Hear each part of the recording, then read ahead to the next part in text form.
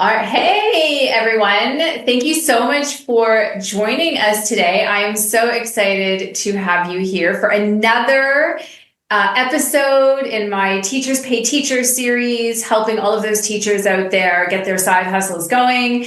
And in this episode, we are talking to Jessamyn Souders, who is a school counselor, educator, and successful Teachers Pay Teachers seller who has turned her passion for social and emotional learning into a thriving online business.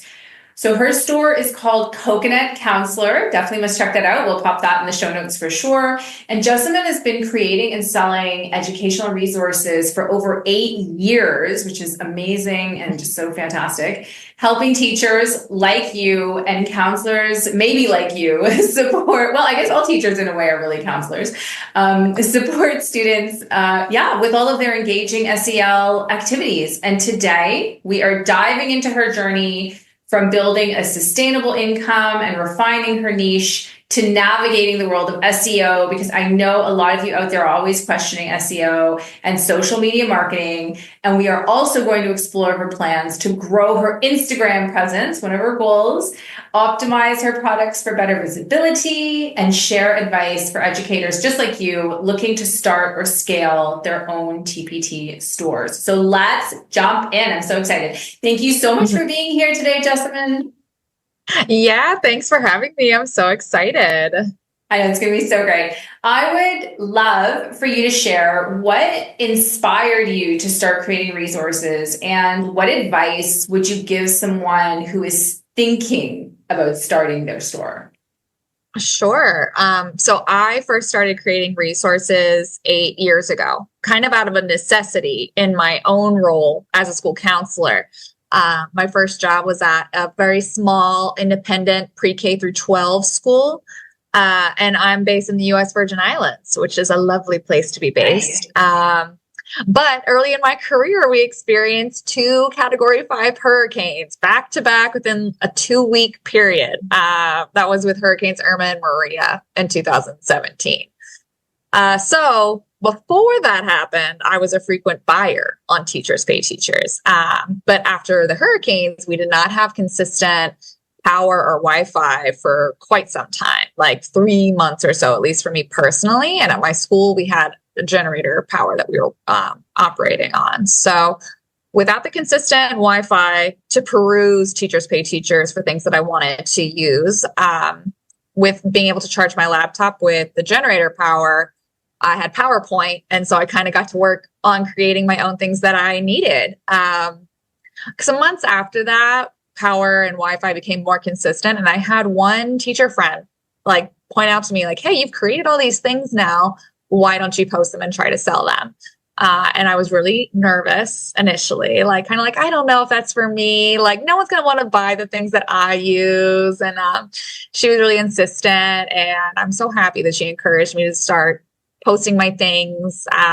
And all I had to do was come up with a store name. So I love alliteration and landed on Coconut Counselor. And here we are 8 years later. And it's still a great thing to sell all these things online. So to anyone thinking about starting a store, my advice would be similar to the advice that my friend gave me, which is like those things that you have, like, because we all as teachers have things that we've created. Yes. Every single teacher in the world, So like we have them, they're ready, it's really just getting over that like imposter syndrome battle and like posting it, just post it.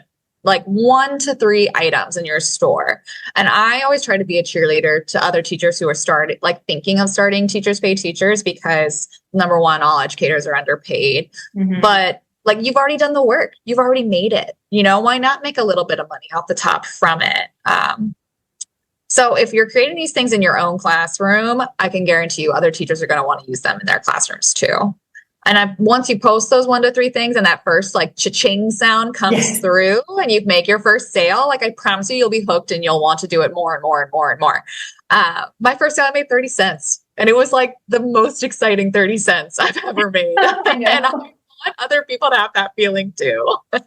Exactly. I want to touch on what you said about imposter syndrome, because I think a lot of teachers do have that. And my mindset was, don't think about the fact that you maybe don't think you're good enough, or whatever your inner critic is telling you. Rather think about that first year teacher that could really use what you've created and how much value you will be adding to someone else's life, and sort of try to shift it to think about them and why it would be so beneficial to someone else, right? I feel, that's how I shifted my mindset around it. I think that's a great way to look at it too, because really that first year teaching, and I'm sure we can all like empathize with the feeling of how hard that first year is. And if you can make someone's year a little bit easier by already having something prepared for them, like that takes off so much stress and work for those people that are just starting out in their careers. Exactly. So I want to talk a little bit about your store, because your store focuses heavily on the social and emotional learning for younger students, but you've also explored other areas, I think, especially in the beginning. And how did you actually decide on your niche, and what lessons have you learned about refining your product offerings over time? So that's a big thing I've seen. Yeah. And I think too, like my niche is something that I'm always working to develop. And I think that everybody should still be working to like develop their niche, even once it's like sort of semi-established, just to make sure it's going in the direction that you want it to go. Now, me being a school counselor across multiple age divisions, I have students ranging from 2 years old to 18 years old. So on top of that, I've worked at independent schools, and anyone who has worked for an independent or a private school, I'm sure, is hyper aware that we don't have as many like support faculty roles as a traditional public school does, right?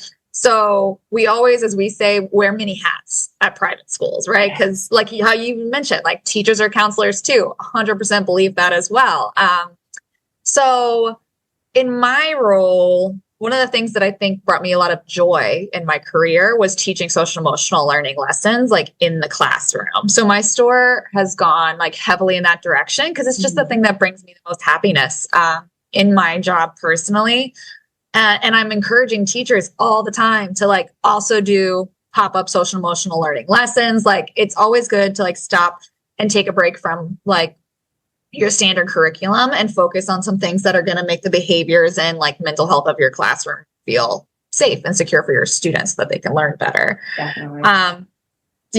So I think deciding on my niche, it kind of leaned in that direction. And I find that in my work as a school counselor that like everything I do is based in social emotional learning. So even in like my one-on-one sessions and in my small groups, and at school, I often like jokingly refer to myself as a feelings teacher and a school counselor, because to me, like they overlap so much that like both of those things are things that I do. Now that being said, I do offer some social emotional learning resources for 6th through 12th as well. Like I'm more heavily focused in kindergarten through 6th because that's where I'm personally teaching. But I use those tools in 6th through 12th as well. So like how I was speaking earlier about like refining my niche and like always looking to like refine it a little bit more. Like I would like to have more things specifically for people who are like me, that are in a role that does like a lot of things. And it would be nice sometimes to buy products, even if they're bundled together, where it's like a pre-K, a kindergarten, middle, upper, so that you can like have all the things you need in like one purchase. And most of my K through 6 stuff is already differentiated for like lower elementary and upper elementary, just so you don't have to buy multiple things. Now, I also offer resources that support more counselor specific work. But all these tend to be sort of based in social emotional learning interventions too. So I've got referral forms and minute meeting notes, tools that support positive behavior. But my top selling product in my store is a check-in, check-out form that's based on students like social and emotional learning needs. So it's got a space to check in about how you're feeling for the day. Did you sleep well last night? Have you had something to eat today? How are things going at school, at home with friends? And then it includes like a daily vent about something and a daily gratitude about something. And it's designed for students who are kind of those frequent flyers in the counselor's office, or those kids with big emotions that benefit from like a daily 1 to 5 minute check-in with a counselor or a preferred adult on campus. And I find that the reviews from that product People really like it because it comes in both a PDF version and a digital version. So the digital version is on Google Slides, and with it being on Google Slides, like a teacher can give access to anybody they want to. So if they want the families to know what that daily check-in, check-out looks like, they can add access to the parents on it. If they want an administrator to be able to see it, they can add an administrator on it.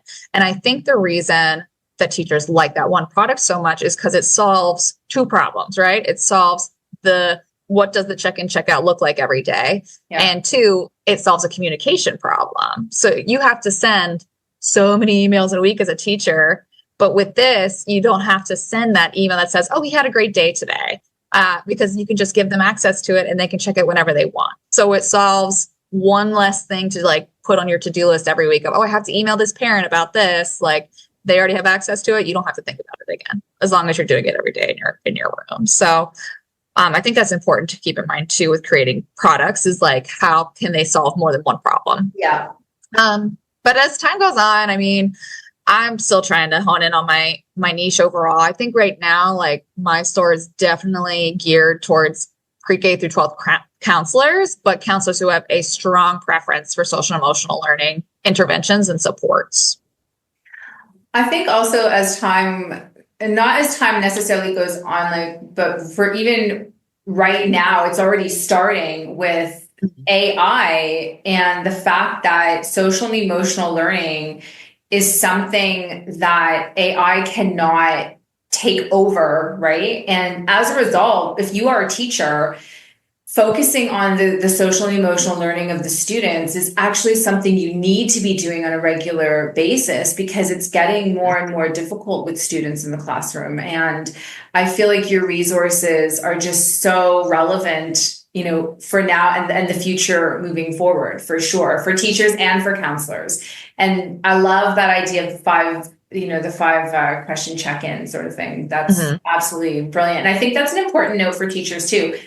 Look at what sells well in your store and see, okay, analyze why is it selling well, and what could I make maybe that might be similar or might go in a similar direction, because you definitely want to look at your analytics, right, and see. Oh yeah, and I have to say, Teachers Pay Teachers does a wonderful job of that. Like they pull so much data for you. Yes. That when you click to see like where your traffic's coming from and like what are your conversion rates, like I love that. Like I can design how I want to create more products or like alter some to like match the ones that are performing well. Yeah, no, I mean, yeah, absolutely. I completely agree. If you are like doing TPT and you're not checking your analytics, that is definitely something to put on the list of things. Oh, 100%. So I'm curious, like with SEO, because I know I've noticed on the Facebook groups that a lot of teachers are not 100% sure with SEO. What has your journey been like with SEO, which is search engine optimization, if you know, for listeners who may not know? And have you used any strategies to help increase the visibility of your store? Or I would love to get your thoughts on that. Yeah, and I think it's such an important thing to consider, right? I mean, when I first started selling on Teachers Pay Teachers, I didn't think at all about SEO, if I'm being honest. Yeah. And I think because I went to grad school for school counseling, like not business. So like my brain wasn't thinking like a business brain.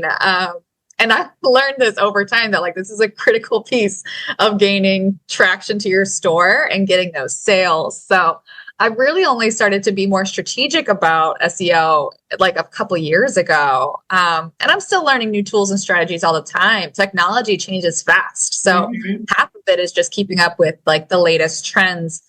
But you know, now what I always do, and I still have always done, is if I create a product, I'm going to think of like what the initial product is, right? So for like an example, maybe it's like a respect bingo game, and that's what the product is. So I'm going to have that somewhere in the title. From there, I might go to the Teachers Pay Teachers search box and I type in respect and I see what follows it. I might type in bingo and see what follows it. And that I kind of get like a starting point from. So I'll use like popular searches that are in Teachers Pay Teachers directly, because that's still where I make most of my money, is from direct searches on Teachers Pay Teachers. So once I have kind of like a baseline of what I think I want to title a product as, only very recently have I started to like take the link of that product once I have it posted, title it from what my initial thought of what I want to title it, and have I started putting it into like an AI tool to try to improve upon like the SEO part of it all. And it's interesting, right? I had someone once tell me, like, when you're talking to AI, to talk to it like it's a very, very smart kindergartner. And I feel like that's the best advice I ever got about. That's good. It's like, it's a really brilliant kindergartner, but like, you want to be really specific and like concrete with the prompts that you give it. Right. So I'll put in like the link to my product and I'll say, imagine that you are a school counselor in 3rd grade looking for an activity to go along with a respect theme, you know? So like you want to be as specific as humanly possible with AI to get it to like generate what you want it to for you. So, and I'm still from there, like I'm still refining that process with AI, even myself. Like I feel like there's times that I like the results it gives me better, or I'll notice them performing better in my store. So even with that, I think sometimes it's just like practice, you know, and like learning what you like and what you don't like and what prompts seem to give you better results and how that results in your store sales. So I don't know, SEO is one of those things that's like, I think it's going to change even more in like the next year or so, like the use of the AI tools for that. So I'm reading about it all the time and all the different tools. And it's something I try to keep on top of. But yes, super important for bringing initial traffic to your store. Absolutely. I just to touch on a couple of things you said, it's when you put like the word respect into the search bar, this is something I had learned about Pinterest years ago. That is actually a perfect space to find your SEO as well. You know, what are people actually searching? Because as soon as you put respect, you're going to get all these ideas of what people have searched in the past. And there's nothing stopping you from putting a few of those into your product listing as, you know, your hashtags or even in the description. And one tip I have that I use for AI is at the end of most of my posts, I will always say, before we begin, do you have any questions? Oh. And then it will say, no problem. These are the questions I have that are going to help me understand this a little bit better. And then it will ask me questions, and then it will answer the questions, and then it will give me what I need. Oh, see, learning new tools all the time. There you go. That's what I'll definitely steal. No, I tell as many people as I can that one, because a lot of people don't know that. I'm like, they're like, oh, that's good. I'm like, it is, because now if you miss something, AI will ask you, oh, do you want it like this? Are you looking for this? Do you want this? And then you just answer, and it's like, okay. Now I guess that kind of like ties into talking to that really smart kindergartner too. Because if I was in a classroom, I would ask, what questions do you have? Yes, exactly. Right. That's totally true. Okay. So Jessamyn, tell me, what advice would you give to educators hoping to turn their resources into a sustainable income stream? So we know there's a lot of teachers burning out, a lot of teachers struggling. I know there's teachers out there trying to maybe make this into a more sustainable thing. Yeah. What advice would you have for them? Yeah, I think aside from like SEO type work, which definitely brings in like some initial traffic, right? But I would really focus heavily on creating clean, clear, and attractive cover art, right? Because, you know, if someone's searching for something on a page, let's say they are searching respect activities, right? Hopefully your product's going to be on that first landing page. But it'll still be on the landing page with 20 plus other products that you're competing against in theory. And what's going to catch a buyer's eye is that clean, clear, and attractive cover art. That's what makes them click, right? And once they've clicked, that purchase button's on their next screen, which is really what you want. So I think too, like I put a lot of effort into updating my cover art in the last like 6 months or so. And I've had a huge return on that time that I've put in that. Like my sales from the last quarter of 2024 were up 50% compared to my sales for the previous year. Like that's how drastic and dramatic of a difference it can make. I can give like 4 steps that I think are going to be like the most critical for like creating that attractive Oh cover yeah, art. definitely. Lay it on us. One person told me, and I can't remember the statistic of it. I wish that I could though, but that any of the cover art that has a border around it, just a simple border that like separates it with the eye, gets more clicks than those that don't have borders. So Wow. number one, put a border on all of your cover art, you know, and I just use a plain black border. Like it's nothing fancy or exciting. Okay. It's just a bold black box on the edge of it. And I think that's because when you're on that landing page, it just helps the eye to separate it from the others. I can see how that would be. Yeah. The next thing is to definitely decide on your branding, fonts, and colors. Because when, you know, you want to keep in mind that many buyers are buying on their phone, which makes the cover art image very, very small.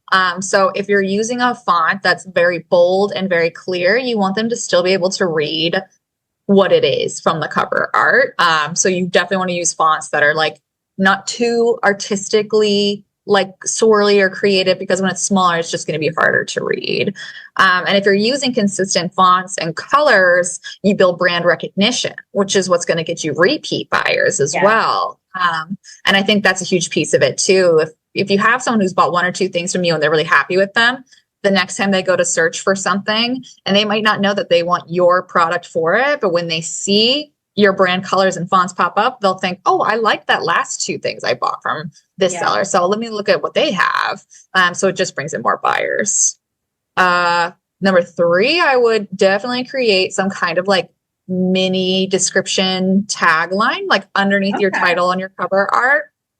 I think that little tagline, it creates like a mini description of a product, right? And in that little tagline, if you can, include some kind of number. And this is another like marketing strategy I've learned in the last year. Yes, I agree. Like 5 ways or 5 things. I agree. Yeah. Totally.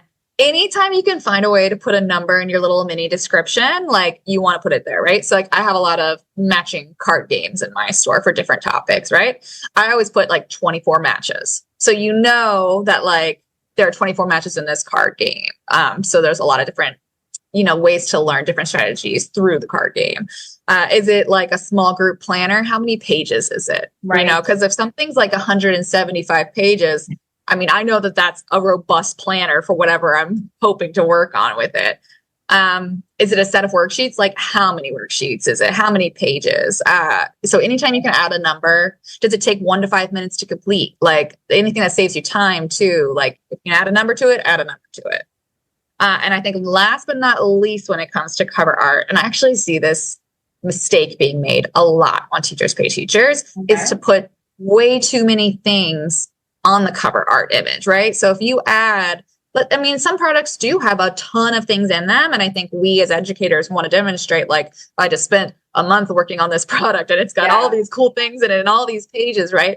But if you size them down to fit like 10 different things on the cover art, like no one can see that. No one knows what they're buying.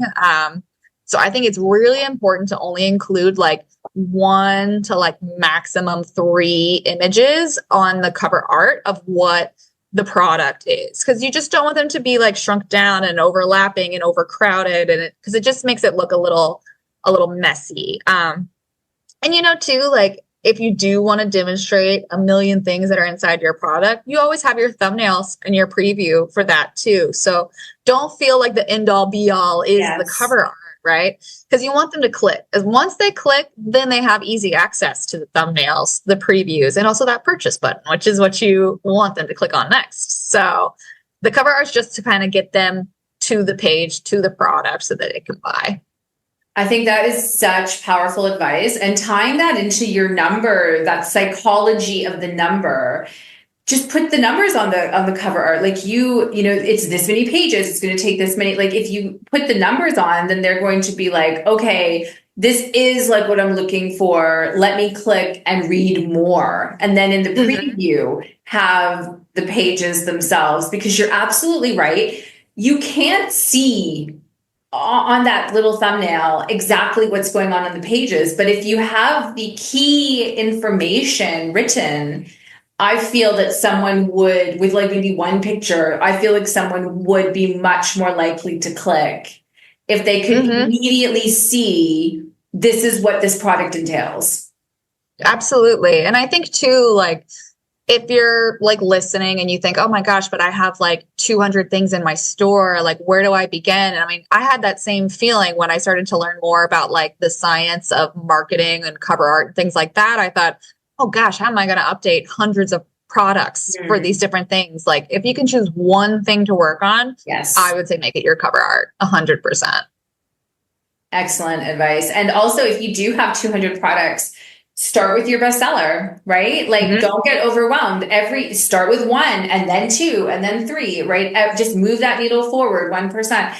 And with your bestseller, then work on your cover art there. Then the second bestseller, work on your cover art there, right? It doesn't have to be all at once, for sure. So I'm curious about your social media game. I know that we were talking about that before. So what social media are you on? What are some of the challenges you faced in using social media to help your brand? What are some of your goals with it? Yeah, I would love to hear it. Yeah. So I am currently on Instagram, Facebook, and LinkedIn, but I will say I have a very complicated relationship, as I like to say, with social media.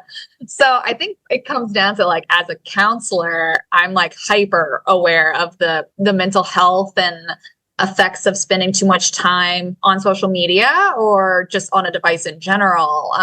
So on a personal level, I battle with social media use because I just don't like spending a lot of time online. But that's not a necessarily practical approach to running an online business, you know? So I struggle with this dance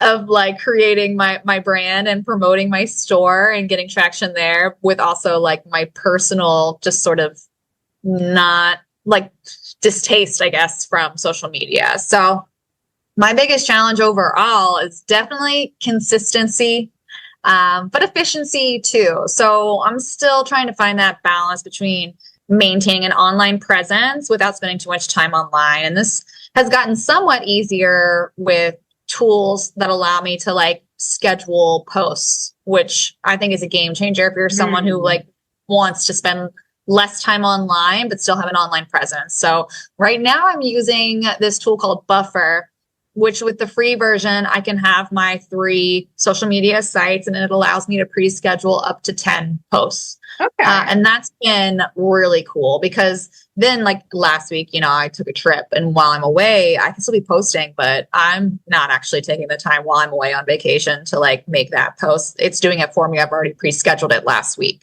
Right. So schedule, like finding tools, and there's a bunch of them. I'm using Buffer, but I know some people use something called SmarterQ. Some people are using Hootsuite. So there's some options out there, and I would, you know, recommend people do their own research to see what fits and works for them best. But schedule posts is a game changer.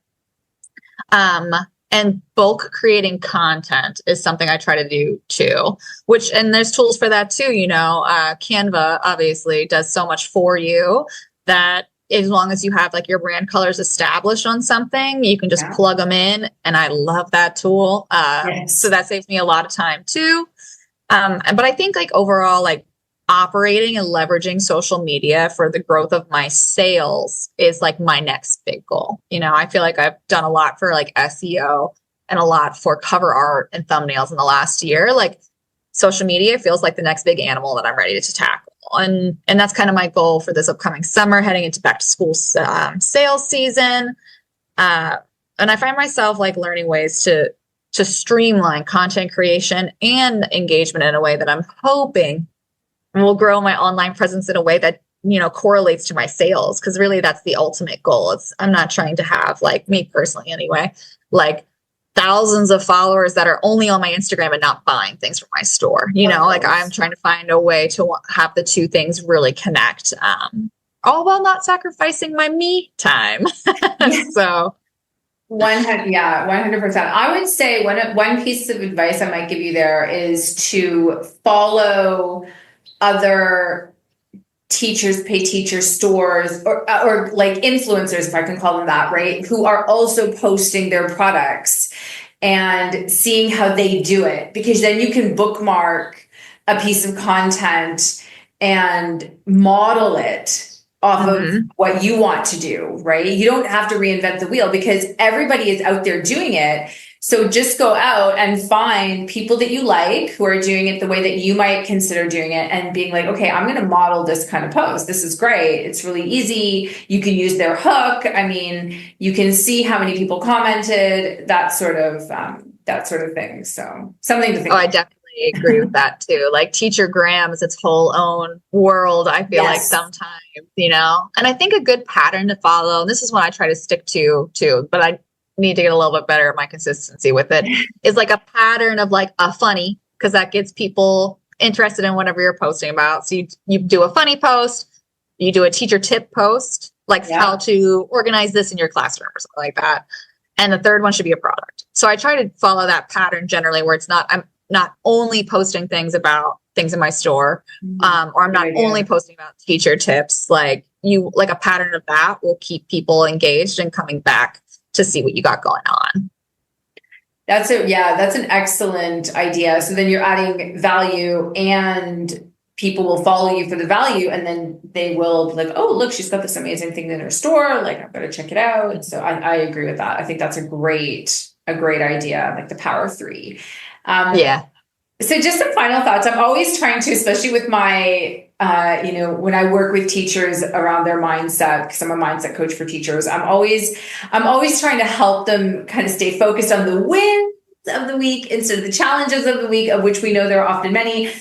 So what were 2 to 3 of your wins this week, Jessamyn? I would love to hear it. Yeah, I was so happy you mentioned and touched on burnout a little bit earlier, because my number one win for this past week is that I prioritized self-care and went on a little solo trip skiing in Vermont, and I did not bring my laptop. And I have come home now and I actually genuinely feel re-energized and ready to do some work with my coconut counselor, and I feel ready to get back to my students on Monday, and I think self-care is such an insanely important part of teaching, you have to prioritize that me time. Yes. Other than that, I mean, I've had a great week in my store. Even I can't help myself but check the app when I'm away, and I got 5 new positive reviews this week, and I love seeing new reviews because it just brings in more buyers to those products. And my sales have still continued to trend upward every month in the past year, and I love to see the consistency of any growth is growth that's worth celebrating. So even if I'm maybe only making $50 more this month than I did this time last year, I'm gonna celebrate that $50. So I'm blessed to have more good reviews and more positive growth in my sales. Definitely. And you can use those testimonials on your social media as well, right? Do 100%. A newsletter. Well, Jessamyn, thank you so much. I'm just so grateful you came on the show today. I appreciate you so much for your dedication to helping educators, not just through Teachers Pay Teachers, but also in everything you're doing at school with your counseling and social and emotional learning. Because I'm sure that the teachers you work with are just so grateful to have you there. And may this year bring you so much prosperity with your store and success as it just continues to grow and move onward and upward. Thank you so much. Yeah, thank you so much. This has been so fun.